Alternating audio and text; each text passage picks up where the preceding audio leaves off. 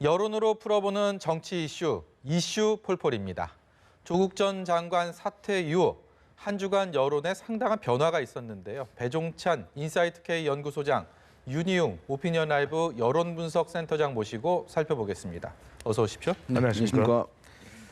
오늘 한 여론조사 기관이요. 한국갤럽에서 대통령 국정수행평가에 대한 결과를 내놨는데 처음으로 30%대로 떨어졌습니다. 39%를 기록을 했는데 지난주에 비교해서 무려 4%포인트나 떨어졌습니다. 이거 어떻게 봐야 되겠습니까?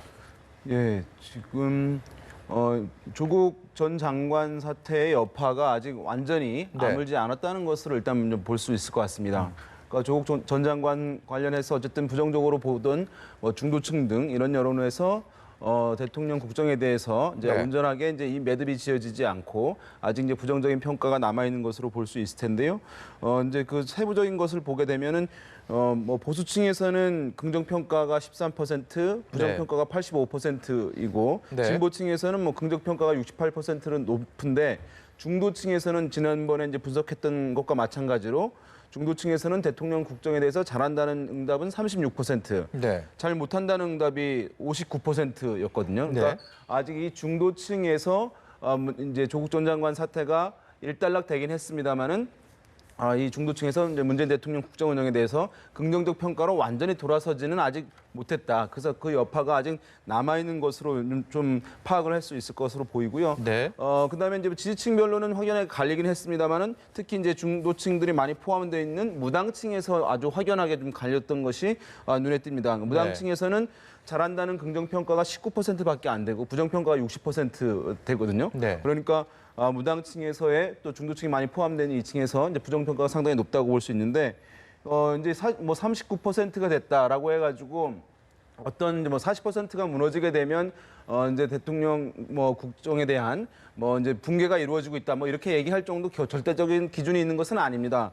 다만 문재인 대통령의 국정수행 평가, 긍정 평가가 한 50% 내외 수준으로 높은 수준에서 오랫동안 유지되어 왔었기 때문에 한 40% 정도가 마지노선이다라고 이제 보아왔던 것인데 이제 그것이 앞에 숫자가 이제 3으로 변하면서 사실은 이제 야권에서 어떤 이제 정부 여당에 대한 이제 공세가 더욱 좀 가열될 수 있는 그런 이제 수치라고 할 수 있을 것 같습니다. 조국 전 장관의 여파가 여전히 남아 있다 이렇게 봐야 되겠습니까? 지금 윤희용 센터장이 그렇게 분석을 해주셨는데요. 여론조사가 다르게 나타난다는 것은 그만큼 복잡한 이슈가 전개되고 있다고 봐야 되겠죠. 지금 하나의 이슈만 있는 건 아닙니다. 대통령 지지율에 가장 큰 영향을 주는 것은 경북공, 경제 북한 공약. 공약이 이제 검찰개혁, 조국 전 장관과 관련이 되겠죠. 그리고 조국 장관과 관련된 이슈가 끝나지 않았습니다.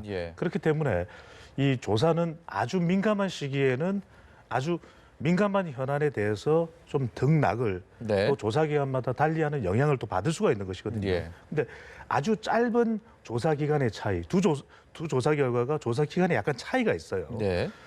또 조국 전 장관과 관련된 이슈가 더 많이 반영된 조사 또는 다른 이슈가 더 많이 반영된 조사로 나누어 볼 수가 있는 것이고 또 조사 방법도 하나는 면접원이 직접 조사를 하는 방식, 그다음에 자동 응답 방식에 따라서도 영향을 받을 수가 있습니다. 왜? 민감한 현안을 물어보아야 되기 때문에.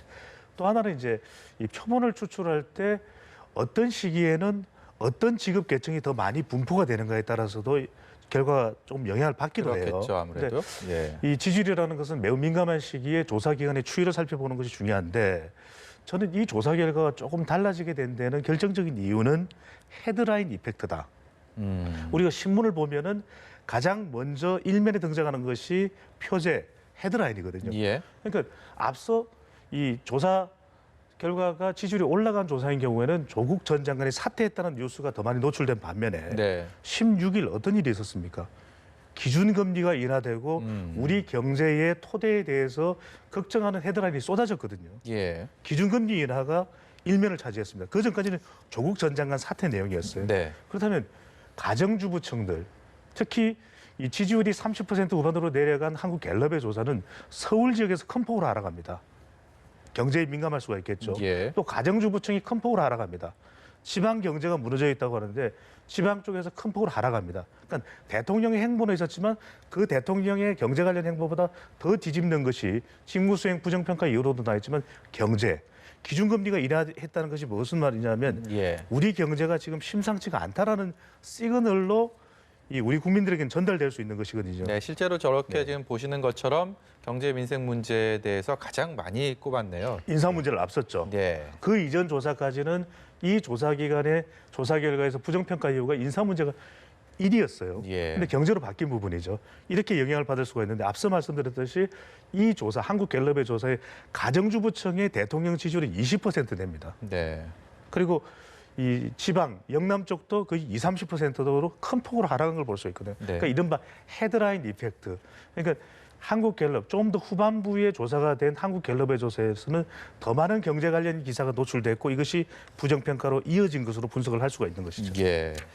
그럼 저희가 오늘 나온 여론조사 결과를 봤는데 어제도 다른 조사기관에서 결과가 나왔거든요. 근데 이 내용이 조금 다릅니다. 일단 그래픽을 보면서 말씀을 드리겠습니다. 지금 긍정적인 평가가 불과 하루 차인데 39% 오늘 나온 건 그랬고요. 지금 어제 나온 조사에서는 45.5%, 일주일 사이에 4.1%나 뛰었습니다. 그리고 이 격차의 추이를 주간 그 추이를 봐도 긍정적인 평가와 부정적인 평가의 이 폭이 많이 줄어든 모습을 보고 계시는데요. 저 부분에 대해서 리얼미터에서 조사한 저 여론조사 결과는 어떻게 봐야 되겠습니까? 지금 이제 두 개의 어쨌든 이제 정기적으로 조사 결과 발표되는데 상당히 이제 다르게 결과가 나와서 많은 분들이 이제 의아해하실 수 있을 텐데요. 약간 이제 설명이 어려울 수 있겠습니다만 두 가지 차원에서 일단 말씀을 좀 드릴게요. 먼저는 조사 방식의 차이인데요. 오늘 나온 이제 한국갤럽 조사 같은 경우에는 사람 면접원이 조사를 합니다. 그리고 리얼미터 조사 결과 이 경우에는 이제 ARS로 돼서 이제 녹음된 음성으로 사실 들으면서 버튼을 누르는 방식이거든요.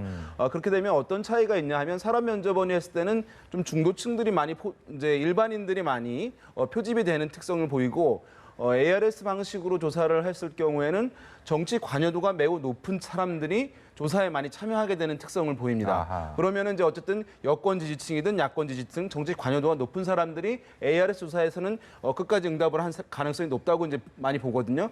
그렇게 되기 때문에 ARS 조사에서는 어쨌든 여권 지지층도 일정 부분 좀 표집이 좀 일정 부분 됐을 가능성이 있고 그러다 보니까 대통령 국정운영 평가에서 긍정평가가 한국갤럽 조사에 비해서는 좀 높게 나왔는데 다만 이제 중도층들이 많이 표집이 된 조사인 경우에는 중도층들이 어쨌든 아직 회복되지 않은 부정적 민심들이 남아 있는 경우에 이렇게 이제 오늘처럼 좀 대통령 국정 지지율이 낮게 나오는 이제 결과가 하나 있겠고요. 또 한 가지는 선택지가 차이가 좀 있습니다. 그러니까 한국갤럽 조사에서는 선택지가 잘한다, 못한다 두 가지만 줍니다. 2점 척도라고 얘기를 하고요.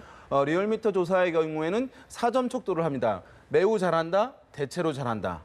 대체로 못한다, 매우 못한다. 그러면 우리나라 사람들의 특성상 대체로 잘한다, 대체로 못한다 이런 데 중간 응답에 일정 부분 또 선택을 하게 되거든요. 아무래도 많이 하게 되죠. 그러면은 대통령 국정운영 평가에서 긍정평가가 좀 더 높게 나올 가능성이 있습니다. 그러나 이제 하락 국면에서 대통령 국정운영 평가가 좀 부정적인 평가 좀 많아지는 국면에서 2점 척도일 경우에는 잘한다라고 하는 선택지가 하나만 있을 경우에는 사람들이 선뜻 잘한다는 선택을 하기가 어려워지게 됩니다. 그렇기 때문에 2점 척도, 잘한다, 잘못한다 두 가지만 물었을 때 한국갤럽 조사 같은 경우에는 대통령 국정 지지율이 상대적으로 4점 척도에 비해서는 다소 낮게 나올 가능성이 있는 것이거든요. 그래서 이제 이것은 어느 조사가 정답이고 어느 조사가 뭐 오답이다라고 얘기할 수 없는 것이 어떤 조사 방식과 이 선택지 구성에 따라서 결과값들이 차이가 나는 것이기 때문에 그런 조사 방식의 특성에 따른 결과 차이라고 보시면 좋을 것 같습니다. 두 가지의 조사가 이제 조사 설계가 다르기 때문에 발생하는 차이가 있을 수 있습니다. 그렇기 때문에 우리가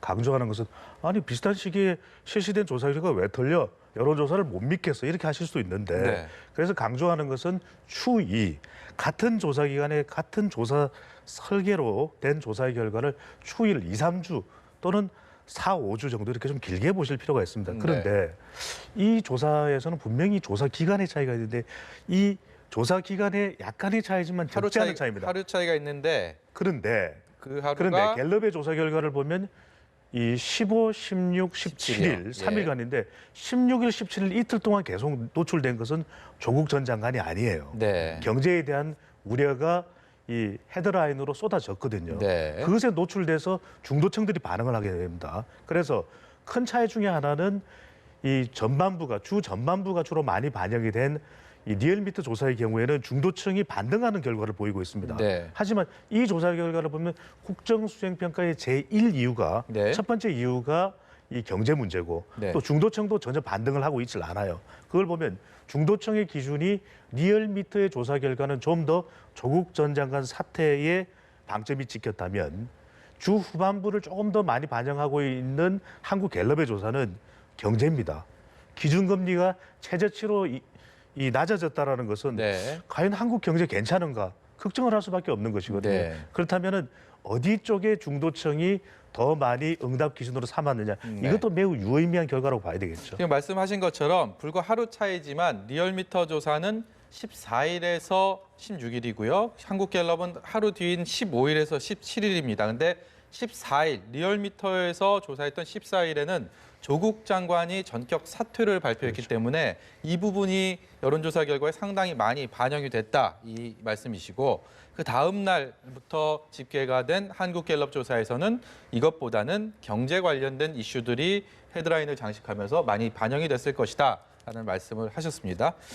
그리고 조국 전 장관 사퇴 이후에 이제 법무부 장관 누가 될 것이냐. 저희가 앞서서 여의도 1번지에서도 전해철 의원에 대한 얘기를 하면서 하마평을 다뤘었는데 어떤 인사를 두고 선호도에 대한 조사 결과도 나왔습니다. 이제 학자가 가장 높은 평가를 받았는데 엄밀히 말하면 조국 전 장관도 민정수석을 거쳐서 법무장관으로 왔지만 학자 출신이지 않습니까? 근데 그럼에도 불구하고 이력 선호도에 있어서는 저런 결과가 나왔습니다. 네, 그래서 지금 학자, 검사, 판사 사실은 이제 아주 유의미한 차이가 있는 것이다라고 얘기할 수는 없을 정도로 비슷비슷한 수준이긴 한데요. 네. 학자를 어쨌든 선택한 사람들을 보게 되면은 민주당 지지층들이 많이 있습니다. 네. 그러니까 더불어민주당 지지층, 여당 지지층에서는 어쨌든 지금 조국 전 장관이 학자 출신이었기 때문에 어쨌든 후임도 학자 출신 되는 것에 대한 거부감들이 상대적으로 덜하다라는 것을 보여주는 것이라고 할 수 있겠고요.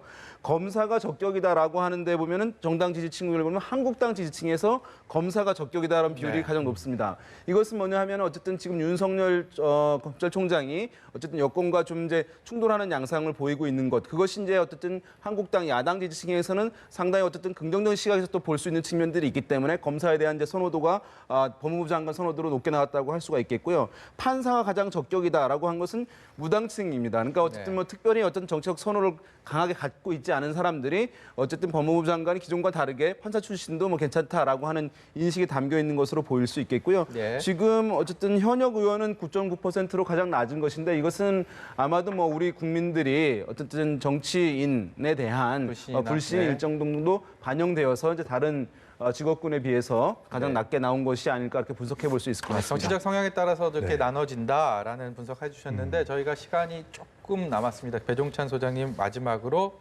여쭤보겠습니다. 조국 전 장관 이후에 우리 민심이 그대로 담겨 있어요. 그러니까 이제 검찰 개혁을 하려면 좀 비법조계에서 와서 과감한 파격적인 개혁을 해줬으면 좋겠는데 아주 압도적이지는 않죠. 학자 출신이. 그런데 좀 그러면은 현실적으로는 법조계 쪽 출신들이 실질적인 계획을 할 수 있을 것이다 라는 것이 담겨 있는데 마지막 현역 의원은 왜 등장했냐? 인사청문회입니다. 네. 그러니까 이 법조계 출신의 현역 의원이 가장 나은 거 아닌가. 네.